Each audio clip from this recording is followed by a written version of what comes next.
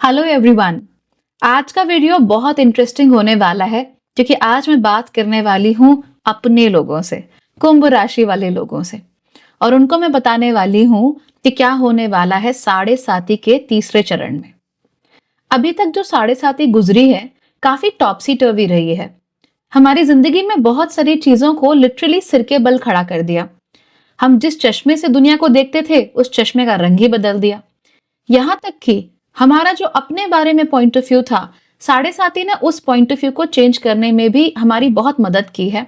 And इसकी वजह से आई थिंक हमारी जो ग्रोथ हुई है पिछले 5 सालों में, वो शायद हमने पहले नहीं देखी। आंखें तो हमारी जरूर खोल दी हैं साढ़े साती ने।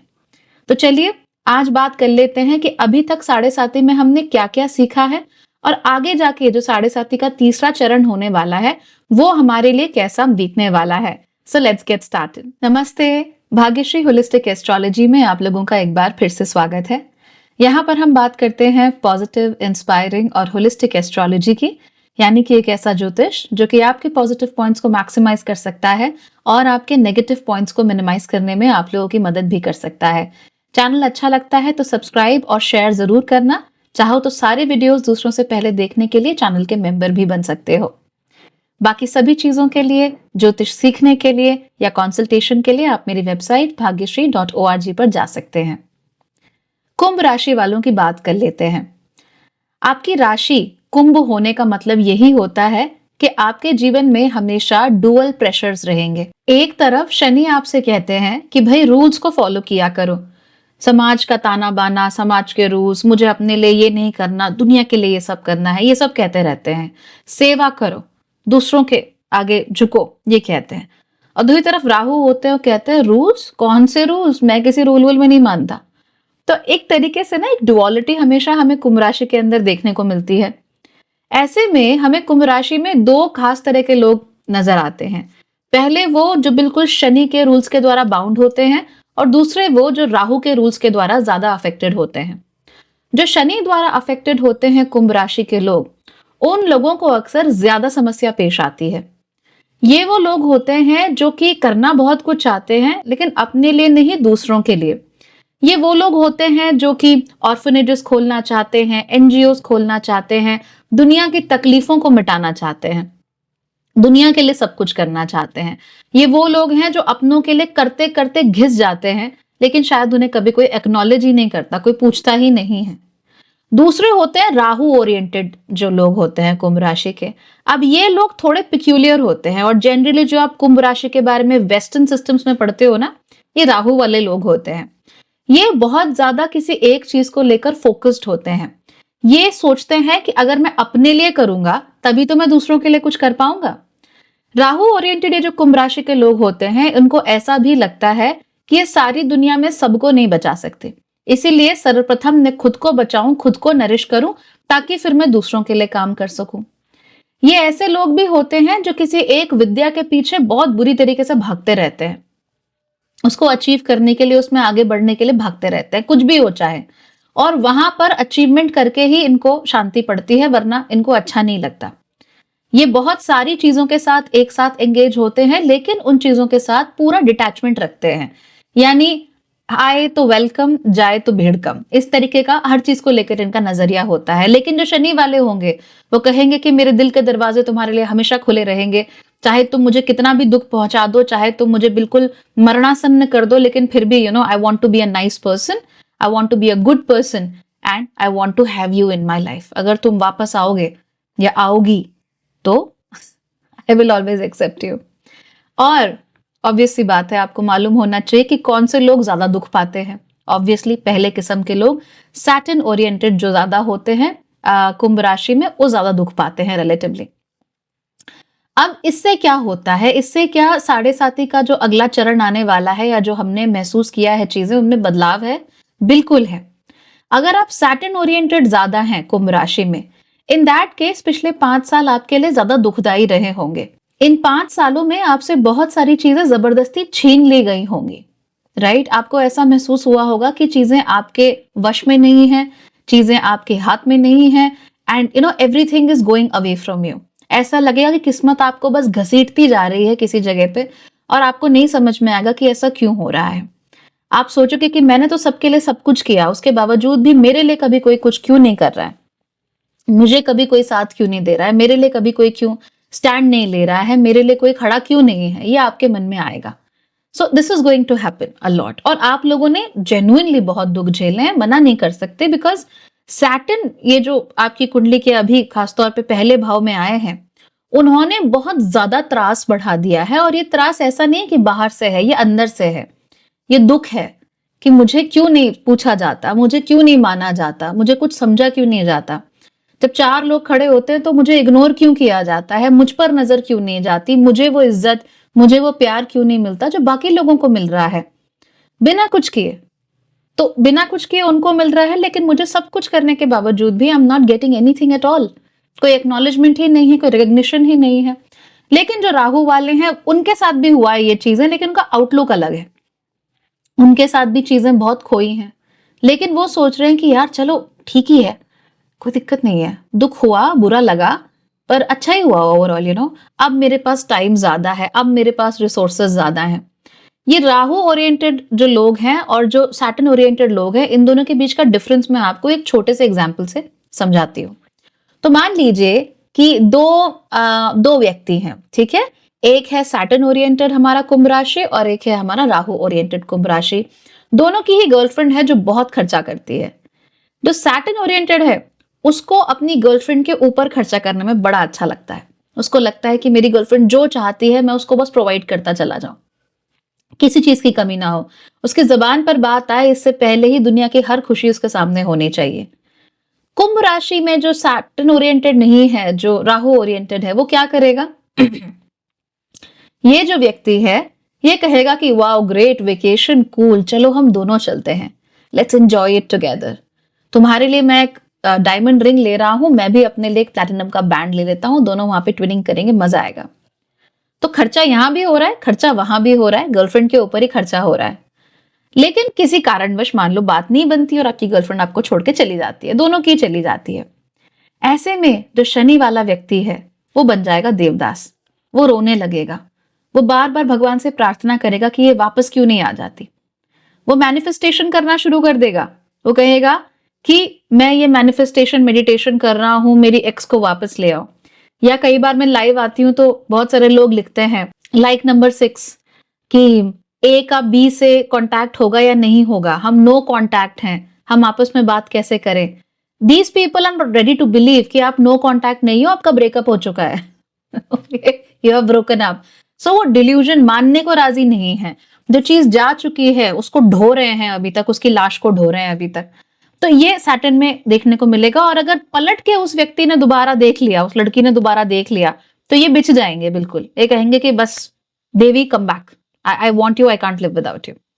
राहु वाला जो व्यक्ति है वो रोएगा अनडाउटेडली, दुख उसको भी पूरा पूरा होगा, पर वो सोचेगा कि चलो यार कोई बात नहीं, जो था जैसा था हो गया, आई अंडरस्टैंड। आखिर में वो बोलेगा कि यार मेरे पैसे बड़े बच रहे हैं आजकल। I was spending a lot of money, आजकल मेरे पैसे बड़े बच रहे हैं, अब मैं क्या करूं? अब वेकेशन पे तो जाना है, तो चलो मैं अकेला चला जाता हूँ, किसी दोस्त के साथ चला जाता हूँ, प्रॉब्लम क्या है? तो अब डिफरेंस ऑफ अप्रोच देखिए, दोनों के साथ सेम चीज हुई है, दोनों ने लगभग सेम ही चीज की, लेकिन सैटर्न ओरिएंटेड क्या है? देवदास है। और जो क्या कहते हैं राहु ओरिएंटेड है वो अपनी मर्जी का मालिक है। वो कहता है भैया मैं I will do whatever I want to do.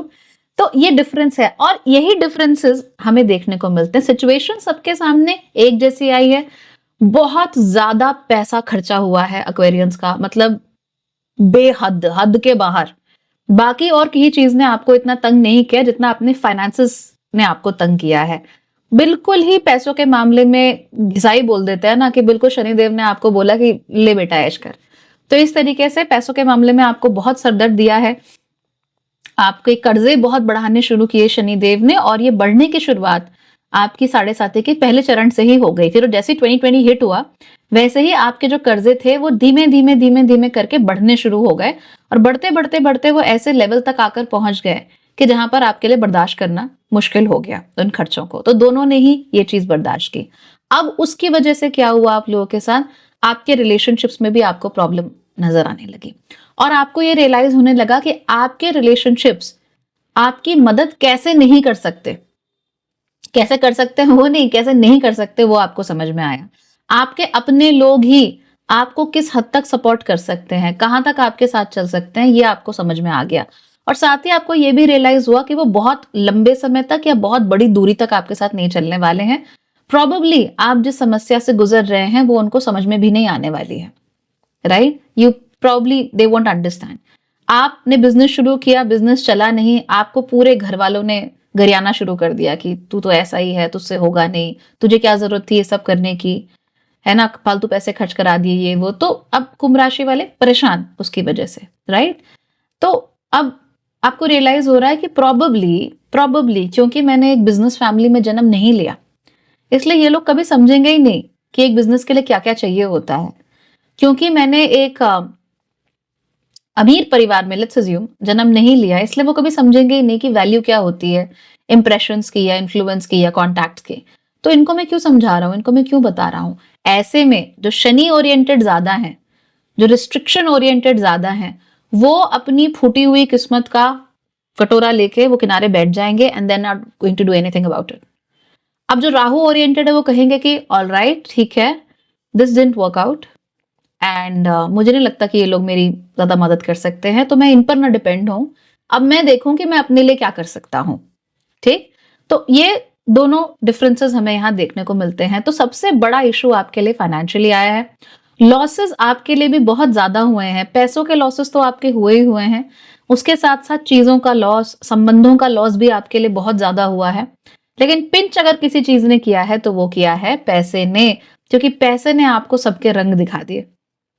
कौन क्या है, कौन कितने पानी में है, कौन पैसों के कारण आपका अपना है, कौन पैसों की वजह से आपके साथ नहीं है, कौन पैसों की वजह से, ओहदे की वजह से आपकी इज्जत करता है और कौन नहीं करता। अब सारी आंखें खुल गई। इनफैक्ट कुंभ राशि वाले ज्यादातर जो लोग हैं, अपनों से वो इतने ज्यादा डिटैच हो चुके हैं ना अब रिश्तेदारों से, इनफैक्ट परिवार वालों से भी, दोस्तों से भी एक डिटैचमेंट सा है।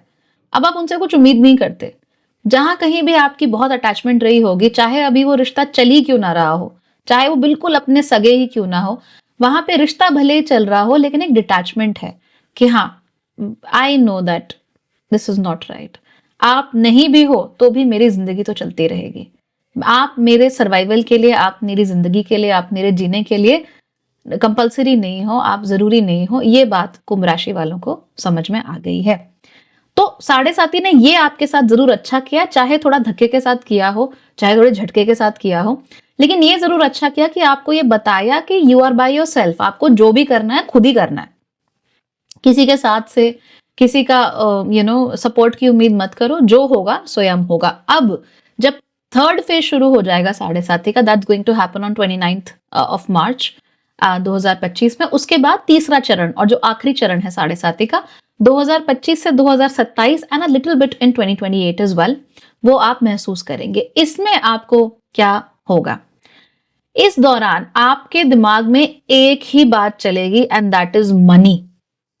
पैसा पैसा पैसा, investment investment investment, saving saving saving, ये तीन वर्ड है, मनी, सेविंग, इन्वेस्टमेंट, MSI या MIS और SIM, जो भी है आपके दिमाग में यही चलता रहेगा।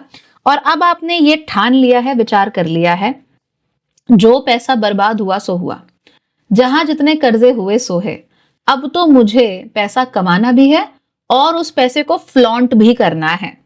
सो I am rich and I know it. तो अगर मान लीजिए आप पहले 20,000 रुपए कमाते थे, राइट, अब आपने बड़ी सी जॉब के लिए अप्लाई किया, जो आप पहले नहीं करते थे, आप घबराए हुए थे, इस बार आपने अप्लाई कर दिया और अपने चार्म के कारण आपको वो जॉब मिल भी गई। तो 20,000 से आपने सीधे 60-70,000 पे जंप मार दिया। अब आपने 60-70,000 पे जंप मारा है तो आपको खुशी भी है, काम आप अच्छा करोगे, प्रोडक्टिविटी बहुत रहेगी, because it's all about money now, right. तो सारी की सारी बातें पैसे पे आके अटक जाएंगी कि भाई पैसा चाहिए मुझे जिंदगी में। So it will all become about money. आपको अपनी वर्थ भी समझ में आने लगेगी और आपको रियलाइज होगा कि अभी तक आपके पास पैसा इसलिए नहीं आ रहा था क्योंकि आप कमाने की कोशिश नहीं कर रहे थे, क्योंकि आप अपनी वैल्यू नहीं समझ रहे थे, क्योंकि आप अपनी वर्थ नहीं समझ रहे थे। अब आपको अपनी वर्थ समझ में आ गई है और क्योंकि वो वर्थ समझ में आ गई है, इस कारण से आप जो भी करोगे वो हायर इनकम स्टेटस के लिए ही करोगे। एंड एक बढ़िया जॉब ले लिया, भाई छोड़ो जिस कंपनी में इतने साल काम किया, यू लाइक हमेशा यहीं रहूंगा, यहीं जीऊंगा, यहीं मर जाऊंगा, not like that. You like ठीक है यार, छोड़ो, अभी बड़ी कंपनी में जाओ, किसी दूसरे देश में जाओ, यहीं क्यों टिक के रहना है, किसी दूसरे शहर में जाओ, यहीं क्यों टिक कर रहना है, do something new, do something fresh, do something interesting. तो ये आपको जरूर देखने में आएगा। जो लोग सिटीज नहीं चेंज कर पाएंगे, वो लोग अपना पूरा आउटलुक, अपना पूरा लुक ही चेंज कर देंगे। ये आपके साथ बहुत ज्यादा होने वाला है। This is going to be out, happening out there for you. तो क्या होगा कि पैसा मैं और कैसे कमाऊं, और मैं और खर्चा कैसे करूं, मैं और फ्लॉन्ट कैसे करूं। तो हो सकता है कि आप पहले ध्यान ना देते हो कि भाई मैं कौन से ब्रांड का बैग ले रहा हूं। अब यू आर लाइक ओके, अब मुझे यही ब्रांड चाहिए, मुझे यही वाला पसंद है, ये मेरी पहचान है, this is who I am, this resonates with me, इसकी वाइब मेरी वाइब के साथ मैच होती है। तो इस तरह की चीजें आप करना शुरू कर दोगे। आप लुक ओरिएंटेड बहुत ज्यादा होने वाले हो। और मैं इस साल के शुरू से ही डेली हॉरोस्कोप्स में बोल रही हूँ, please start budgeting for God sake. एक एक पैसे का जरा हिसाब रखना शुरू करो। मैं ये नहीं कह रही कि खर्चा कम करो, नॉट एट ऑल, लेकिन आप हिसाब रखना शुरू करोगे ना, तो आपके दिमाग में बहुत सारी बत्तियां जलेंगी, और उनका जलना बहुत जरूरी है। इसलिए start doing it right away, अभी से करना शुरू करो। जिस दिन आपने ये वीडियो देखा है, उस दिन से every rupee that you are spending and every rupee that you are earning, आपके पास उसका हिसाब होना चाहिए। मैक्सिमाइज कैसे कर सकते हो उसे, राइट? आप सबसे ज्यादा अपना टैक्स कैसे क्या कहते हैं मैनेज कर सकते हो, आप अपना इनकम टैक्स कैसे मैनेज कर सकते हो, अपना जीएसटी कैसे मैनेज कर सकते हो, अपनी इन्वेस्टमेंट्स कैसे मैनेज कर सकते हो, हर 3 महीने में अपना पोर्टफोलियो कैसे रीबैलेंस कर सकते हो, so on and so forth. आप ये सब करना शुरू कर दोगे, ठीक? So understand the kind of person you are becoming, and understand कि आप जिंदगी में अभी चाह क्या रहे हो, आपकी नीड क्या है इस समय अपनी जिंदगी में। जितना आप इन चीजों पे फोकस करते चले जाओगे, उतना आपके लिए चीजें बेहतर होती चली जाएंगी, right? So the primary focus is going to be money. दूसरी चीज जो हम नोट करेंगे वो ये है कि गुरु की राशि होती है मीन। मीन राशि शनि के लिए लगभग न्यूट्रल राशि है। सो इट्स नॉट लाइक कि शनि यहाँ पे बहुत तंग होते हैं, और ऐसा भी नहीं है कि शनि को यहाँ पे बड़े मजे आ रहे हैं। It's a very neutral sign. यहाँ पर शनि जब चले जाते हैं तो वो सोचते हैं कि जिंदगी इतनी बड़ी है, इतना कुछ है करने के लिए, मैं अपने आप को डिफाइन कैसे करूं ताकि मेरे सामने सही ऑप्शंस आ सके। तो आपको गॉथ गर्ल बनना है कि ईमो किड बनना है, क्या बनना है? You start defining the world, you start defining your world view. आप अपना एस्थेटिक ढूंढने लगोगे कि मेरा एस्थेटिक है, ये मेरा गॉथ एस्थेटिक है, मेरा कॉटेज कोर एस्थेटिक है, मेरा डार्क एकेडमिया एस्थेटिक है। सो you start going for these things, you start getting interested in these things, कि दुनिया बहुत बड़ी है, बहुत वास्ट है, लेकिन मैं डिसाइड करूंगा अब कि मेरा चश्मा कौन सा है। एंड कमाल की बात यह है कि ये जो चश्मा होगा, वो चश्मा आपकी कम उम्र के साथ ही रिलेटेड होगा। आप जब छोटे थे, बहुत छोटे थे, 4-5 साल के, 6 साल के, तब आप कैसे थे? क्या नेचर था आपका? क्या हेयर स्टाइल था? क्या आपकी पर्सनालिटी थी? आपने ये अब मान लिया है कि मेरी ट्रू पर्सनालिटी वही है, और अब आप उसको रियलाइज करना शुरू कर दोगे। इनफैक्ट अभी से ये होना शुरू हो चुका होगा, टू बी ऑनेस्ट। सैटर्न के आपको मीन राशि में जाने का, उसका वेट करने की भी जरूरत नहीं है, it has already started happening. आप लोग महसूस कर रहे होंगे दैट जो आप बचपन में थे, जैसे थे, मान लो बचपन में यू वर अ नर्ड, बहुत पढ़ते थे, बहुत आप खुश मिजाज भी थे और पढ़ते भी बहुत थे। नाउ यू लाइक या आई लव रीडिंग, या बचपन में आपको ड्राइंग का बहुत शौक था, and then you are like oh yeah I love writing, I love drawing, I love singing. मुझे किसी के लिए नहीं गाना, मुझे कोई बहुत बड़ा सिंगर नहीं बनना, बट आई लव सिंगिंग। ये याद आने लगेगा। बाकी सबको छोड़ो, मुझे खुद को याद आ रही है चीजें। So when I was young, I had very short hair, boy cut बोलते थे ना जिसको। अब मैं बॉयकट तो नहीं करवाऊंगी दोबारा से, but my hair length was never very long, it was always short. We used to hair my cut very short and I loved it. And this exact same hairstyle is the hairstyle I had almost 12 years ago. So वही पुरानी बातें, वो जो patterns है, वो they keep on repeating and repeating and repeating. तो हम भी वही सोचते हैं कि यार हम बचपन में कैसे थे। And just before making this video ना, ये वीडियो मैंने सोचा था कि मैं कल परसों बनाऊंगी, but I had this dream in the morning, and there were a few words जो मेरे दिमाग में एकदम कौंध रहे थे. And those words were the exact representation of who I was as a child. So I was very bright, very sunny, laughing all the time, being very happy, and I had an attitude, and I was like, I'm the king of the world. So I had this sort of attitude, devil may care sort of an attitude. Do I still have that? Of course.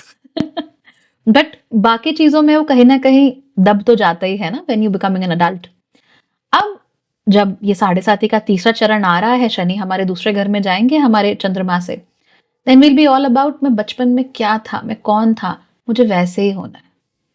उसका एक refined स्वरूप, obviously don't become a child anymore, don't wear diapers, but उसी का एक refined स्वरूप. सो अगर मैं कहूँ कि I was a very bright and Sunny and cheerful child, I was an attitude oriented child, I was somebody who had sass and swag and all that. So अब subconsciously, consciously नहीं, सबकॉन्शियसली मेरा ध्यान उन्हीं चीजों पर जाना शुरू हो जाएगा. वही चीज आपके साथ भी होगी, सबकॉन्शियसली ध्यान वही जाना शुरू हो जाएगा. सबकॉन्शियसली दिमाग उन्हीं चीजों में, उन्हीं रंगों की तरफ, उन्हीं पर्सनालिटी ट्रेट्स की तरफ, उसी एस्थेटिक की तरफ जाना शुरू हो जाएगा. या मन में अगर कोई बात दबी पड़ी थी बचपन से ही, बचपन से बहुत मन था डांसिंग सीखने का, पर नहीं सीख पाए, कुछ भी हो गया, बिकॉज थिंग्स हैपन, माँ बाप अगर बच्चों को अपने समझ जाए तो ये देश कितना आगे बढ़ जाएगा. But anyway, our parents don't understand us the way we are. तो बहुत सारी बातें हमारे मन में ही दबी रह जाती हैं. अब वो बातों को बाहर निकालने का समय आ गया है. जो भी सीखना था, जो भी करना था, जो भी पाना था आपको, अब पालो. अब उन चीजों पे काम कर लो. और सबसे important, start developing your own aesthetic, है ना. तो ऑनलाइन सर्च करो, बहुत सारे एस्थेटिक मिलते हैं. कॉटेज कोर मिलता है, लाइट अकेडमिया मिलता है, डार्क अकेडमिया, गॉथ हो गया, या I don't know, it girl, बहुत सारे एस्थेटिक्स हैं. तो आपको वो सारे के सारे मिल जाएंगे. What do you feel the most connected to, आप वो एस्थेटिक को अपनाना शुरू कर दीजिए. मैं भी सर्च कर रही थी, मुझे तो कुछ मिला नहीं. All I thought was it's a bright and Sunny aesthetic. तो चलो उसी के साथ ही चलते हैं, है कि नहीं. सो आप अपने लिए वो डेवलप करना शुरू करो. तो फोकस नंबर 1 क्या हो गया? पैसा. पैसा कमाना भी है, बचाना भी है और इन्वेस्ट भी करना है. So you will be very much about, oh ये स्टॉक, ये म्यूचुअल फंड, यहाँ पे ये रियल एस्टेट, यहाँ पे वो अपार्टमेंट है, इसको ले लेता हूँ, खरीद लेता हूँ, इतने का मुझे लोन मिल जाएगा, इतने का मैं किराए पे डाल दूंगा, and I will keep earning money. तो बेसिकली वो मनी ओरिएंटेड माइंडसेट है ना, वो बढ़ गया है. और ये अब आपका परमानेंटली सेट हो चुका है.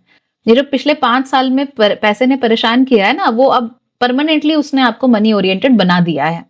That you are all about materialistic achievement right now, and that is where Saturn actually helps you, because Saturn is the planet that brings wealth. A lot of people think Jupiter brings wealth, then some people think Venus brings wealth. No, Saturn brings material wealth.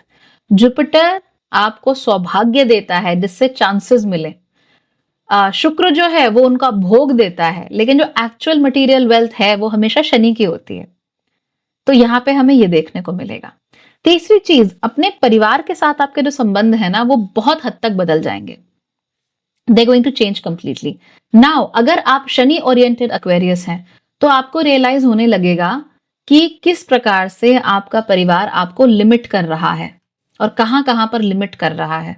ठीक है, आपको ये चीज realise होने लगेगी कि क्यों these people are not understanding कि आप क्या करना चाहते हो, या ये कभी समझेंगे ही नहीं. तो इनके साथ टाइम वेस्ट करके कोई फायदा नहीं है. उन्होंने आपको क्या प्रोवाइड नहीं किया, क्या प्रोवाइड नहीं कर पाए. ये तो खैर सभी एक्वेरियंस में है, लेकिन अगर शनि ओरिएंटेड आप ज्यादा हो तो उसमें एक्सेसिवली नजर आएगा. अगर आप राहु ओरिएंटेड हो तो ऐसा हो सकता है कि जितना आप फॉरवर्ड थिंकिंग हो, आपकी फैमिली भी उतनी ही फॉरवर्ड थिंकिंग हो. वो भी सोशली आगे बढ़ना चाहते हो, पैसे के मामले में आगे बढ़ना चाहते हो, राइट, या फिर अपना स्टेटस समाज में या दुनिया में ऊंचा करना चाहते हो. तो जो राहु ओरिएंटेड है उनको हो सकता है फिर भी अपनी फैमिली से थोड़ा बहुत एक सपोर्ट कि yes you are going forward and you are going to do a lot of things, हम सब मिलके धीमे धीमे करके आगे बढ़ते हैं. ये हो सकता है. शनि ओरिएंटेड हो, यू विल बी लाइक यार ऐसा है, तुम करना नहीं चाहते कुछ, तुमको कहीं आगे बढ़ना नहीं है, तुम्हें कुछ करना नहीं है, तो एक काम करते हैं, जयराम जी की बोलते हैं और मैं अपने पे फोकस करता हूं, आप अपना अपना देख लो. ये यहां पर हमको देखने को मिल सकता है. ठीक है, शनि ओरिएंटेड अगर आप हो तो फिर पारिवारिक संपत्ति, पारिवारिक वैल्यूज, उनको लेकर आपका जो एक एक्सेस है उन चीजों को लेकर, वो इतनी आसानी से फिर आपको नहीं मिलेगा। It will become a bit difficult. अगर आप राहु ओरिएंटेड हैं, इन दैट केस आप बोलोगे परिवार का मिलता है, नहीं मिलता, नहीं मिलता, मैं तो अपने लिए वेल्थ बनाऊंगा। ठीक है, अब पापा की संपत्ति पापा जिसको चाहे बांट दें, मैं तो पापा से 10 गुनी संपत्ति कमाऊंगा ताकि मेरे लिए आपकी संपत्ति कोई वैल्यू ही ना रह जाए। You know, and they are going to do that, they are definitely going to do that. अब आपको किन चीजों पर ध्यान देना है, कौन सी चीजें आपके लिए इंपॉर्टेंट है? सबसे पहले आप जैसे बोलते हैं वो चेंज होने वाला है। The way you speak is going to change. उसमें कहीं ना कहीं थोड़ा ज्यादा ठहराव आने वाला है, या फिर आप कम बोलोगे, पहले की तरह ही बात कर रहे हो लेकिन कम कर रहे हो, ये आपको नोट करने को मिलेगा। दूसरी चीज जो आप यहाँ देखेंगे वो ये है कि आप जो खाना खा रहे हो वो बदल जाएगा। तो चाहे आप अपना चावल का ब्रांड बदल दो, चाहे आप चावल ही खाना बंद कर दो, जो भी है, खाने में बहुत सारे हमें चेंजेस देखने को मिलेंगे और रिस्ट्रिक्टिव चेंजेस देखने को मिलेंगे। जैसे आपने कहा कि भाई मैंने दूध पीना छोड़ दिया, right, it's not good for me, so you stop drinking milk all together. या फिर आपने कहा कि भाई अब से मैं ठंडा पानी नहीं पीता, अब मैं सिर्फ गर्म पानी पीऊंगा। सो इस तरह की चीज है, एक रिस्ट्रिक्टिव चेंजेस की ये चीज हमने यहाँ से रोक दी है, हटा दी है, कम कर दी है। अगर आप ये रिस्ट्रिक्टिव चेंजेस नहीं लाओगे ना अपने फूड हैबिट्स में, तो फिर आपके पैसे में रिस्ट्रिक्शन आने शुरू हो जाएंगे। तो फूड हैबिट्स में आपको कोई ना कोई इंपॉर्टेंट रिस्ट्रिक्शन लगाना ही पड़ेगा। कौन सा रिस्ट्रिक्शन लगा, अब ऐसे नहीं कि माइंडलेसली कुछ भी कर दिया, राइट, पर कौन सा रिस्ट्रिक्शन लगाना है ये अपनी सेहत को देखकर आप डिसाइड कीजिए। जैसे अगर आपके शरीर में कफ बहुत ज्यादा बनता है ना, अगर हम चाइनीज मेडिसिन के हिसाब से चले तो फेल्म बहुत ज्यादा अगर आपको बन रहा है, इन दैट केस फिर आप दूध और दूध से बनी हुई चीजें, डेयरी प्रोडक्ट्स, ये सब छोड़ सकते हो, दैट्स ओके। लेकिन अगर आपका शरीर वात प्रकृति का है और तब आपने दूध पीना छोड़ दिया, तो थोड़ा बहुत जो फैट चिकनाहट मिल रही थी वो भी चली जाएगी, फिर घुटने आपके और बजना शुरू कर देंगे। सो इसीलिए आप अपनी सेहत देखिए, सेहत के अनुसार जो आपको ठीक लगता है या जो सही है फिर वो कीजिए, right, that will be a lot better for you instead of mindlessly doing something. तो या तो अपनी फूड हैबिट्स में चेंज कीजिए, नहीं तो जो पैसों की प्रॉब्लम चली आ रही थी ना वो चलती चली जाएगी, वो फिर बदलने नहीं वाली। And this is a very very important tip from my side, जो अभी तक देख रहा है उसी के हिस्से की है, उसी के भाग की है। This is a very very important tip, so उसको भूलना नहीं। नंबर 2, जो भी काम करें आप उसे रूल्स एंड रेगुलेशंस के हिसाब से ही करिए, ठीक है। तो मान लीजिए आपको जैसे इनकम टैक्स भरना है, तो आपको तो मालूम है ना आपने कहाँ कहाँ कितना कितना खर्च किया, कहाँ कहाँ कितना टैक्स दिया, क्या किया, कहाँ पे कितनी सेविंग की, कहाँ कितने म्यूचुअल फंड में या स्टॉक्स में या कहीं और पैसा डाला, कहाँ अपने बैंकों में पैसा रखा। तो उसका एक प्रॉपर आइडिया आपके सामने होना चाहिए कि हाँ भैया बैंक में इतना पैसा है मेरा, इन्वेस्टमेंट मेरी इतने की है, और मेरे पास जमीन है वो इतने की है, कैश मेरे पास इतने का है, गहना मेरे पास इतने का है। तो you should have a very strong understanding and approximate understanding कि भाई लगभग इतने का मेरे पास एसेट्स हैं और लगभग इतने की मेरे पास लाइबिलिटीज है, लगभग इतने का मेरे पर टैक्स बनता है। तो ये आप जरूर अपने साथ नोट करेंगे, ठीक है। So never forget about these things. Rules and regulations में जितना रहकर आप चल सको उतना ही चलो, और सरकारी कामों में खास तौर पर अगर आप कोई भी सरकारी काम में इन्वॉल्व हो, डू एवरीथिंग विया रूल्स एंड रेगुलेशंस ओनली। थोड़ा डिले होगा कोई बात नहीं, बट आप रूल्स के अनुसार ही चीजें करो, वो आपके लिए ज्यादा फलदायी होंगे। याद रखिए कि जब ये 7.5 का तीसरा फेज आप लोगों के लिए आ रहा है, तो वहां पर राहु भी आपकी राशि में उसी समय लगभग बीच में 18 महीने के लिए, 18-19 महीने के लिए एंटर करेंगे। अब ये जो फेज होगा इसमें पैसों को लेकर obviously you will be like I wanted, मुझे और पैसा चाहिए और कमाना है, दिस दैट, ये तो आप जरूर करोगे। लेकिन उसके साथ साथ ही आप नोटिस करोगे कि आपकी जो फैमिली है वहां पर कोई ना कोई लोग हैं जो कि आपके फैमिली एसेट्स के लिए झगड़ रहे हैं, जिनका राइटफुल हिस्सा नहीं बनता उन चीजों में, वो भी फैमिली एसेट्स के लिए या फैमिली वैल्यूज के लिए झगड़ रहे हैं। ये सब आपको जरूर देखने को मिल सकता है। अपनी खुद की फैमिली लिनियज में आपको इस तरह की प्रॉब्लम्स देखने को मिल सकती हैं। एक और चीज होगी यहाँ पर, वो ये है कि आप लोग बहुत ज्यादा कलेक्शन ओरिएंटेड बन जाओगे। तो हर चीज के ना आपको मल्टीपल कॉपीज चाहिए। तो फॉर इंस्टेंस आजकल जैसे I don't like them but velvet के सूट बड़े चल रहे हैं, so you like oh I like them, तो आपको एक नहीं चाहिए, फिर आपको 5 चाहिए अलग अलग रंगों में। तो एक ही चीज को कलेक्ट करते रहना, या वैल्यूएबल चीजों को कलेक्ट करते रहना, जैसे जेमस्टोन्स कलेक्ट कर लिए, क्रिस्टल्स कलेक्ट कर लिए, या कुछ लोग तो स्टैम्प कलेक्शन से भी they make a lot of money, पुराने कॉइन्स, खास तौर पे ये जो पुरानी चीजें हैं, जैसे पुराने जमाने के कॉइन्स हैं, आर्टिफैक्ट्स हैं, एंटीक्स हैं, पुराने जमाने का फर्नीचर है, इसको लेकर आप बहुत ज्यादा ओरिएंटेड हो जाओगे कि भैया मुझे ये कलेक्ट करनी है, अपने पास रखनी है, I want to keep them with me. आपको इमीडिएटली उनसे पैसा बनाना है क्या? Maybe not, but you have an obsession to collect all those things. तो ये आपको जरूर देखने को मिल जाएगा एंड आप बहुत सारा समय अपना अपने साथ बिताने की कोशिश करोगे। सो you will be a lot more privacy oriented कि मैं अपने थॉट्स के साथ, मुझे अकेला छोड़ दो, मुझे अपने रूम में अकेला छोड़ दो, आप दूर हो जाओ। When I want to socialise, if I need to socialise, तब मैं बाहर आ जाऊंगा या आ जाऊंगी और आप लोगों से बात कर लूंगा या कर लूंगी। इस साल या इनफैक्ट 7.5 का जब तीसरा चरण होगा, एक्वेरियंस अपने होम कंट्री में खुश नहीं रह पाएंगे। They would want to go outside. उन्हें चाहे भाई उत्तराखंड से नेपाली क्यों ना जाना हो, भूटानी क्यों ना जाना हो, श्रीलंकाई क्यों ना जाना हो, जाना है, right? They are not comfortable in their own home culture. तो कुछ भी करना है, दूसरी जगह जाना है, जाना ही पड़ेगा। आप अगर नहीं गए तो दिक्कत हो जाएगी। चाहे मैं दुबई क्यों ना चले जाऊं, चाहे मैं और क्या है पास में, कहीं भी चले जाओ, मतलब पास में, बट आसपास कहीं जाना है, अपने देश में रहने का इतना मन नहीं करेगा। अब बहुत सारे आप में से ऐसे भी होंगे जो देश में रहना ही नहीं चाहते, you know, who just want to live outside. इसलिए नहीं कि देश से नफरत है या दूसरे से प्यार है, नहीं, you just don't want to live here anymore, you want to be in a different space. तो जगह का चेंज तो बहुत सारे लोगों में देखने को मिलेगा। Lot of people will change their space and a lot of people will change their countries. और आप में से कुछ ऐसे भी होंगे घुमंतु जीव जो क्या करेंगे, घूमेंगे बहुत, घर वही रखेंगे जहां रहते थे हमेशा से, पर घूमना बहुत बढ़ जाएगा आप लोगों के अंदर। So all this is going to happen with you in the third phase of your 7.5। याद रखिए कि जब थर्ड फेज आपकी 7.5 का शुरू हो जाता है, कुंभ राशि का, ऐसे में you are not exactly very much love oriented. प्यार और रिलेशनशिप, इंटीमेट रिलेशनशिप में आपका ऐसा कोई खास इंटरेस्ट रहता नहीं है। और यहाँ पर प्यार और इंटीमेट रिलेशनशिप्स में प्रॉब्लम भी होती है। इनफैक्ट हमें हमारी शादी, हमारा रिलेशनशिप बहुत रिस्ट्रिक्टिव लगने लगता है। ऐसा लगता है कि हमें रोक रहे हैं, हमें कुछ करने नहीं दे रहे, हमें आगे नहीं बढ़ने दे रहे, या फिर ये हमारे यू नो इवोल्यूशन में रोक लगा रहे हैं। चाहे वो सच हो या ना हो, लेकिन हमें महसूस ऐसा जरूर होता है कि बंधन में है हम लोग और वो बंधन से हम छूट नहीं पा रहे हैं। तो ये बहुत ज्यादा आप लोगों को महसूस होने लगेगा एंड दैट्स ओके। जो भी चीज है, वो जो रिश्ता है आपका, ऑब्जेक्टिवली कैसा है वो सोचो। जरूरी नहीं है कि आपको बंधन जो महसूस हो रहा है वो असल में है भी।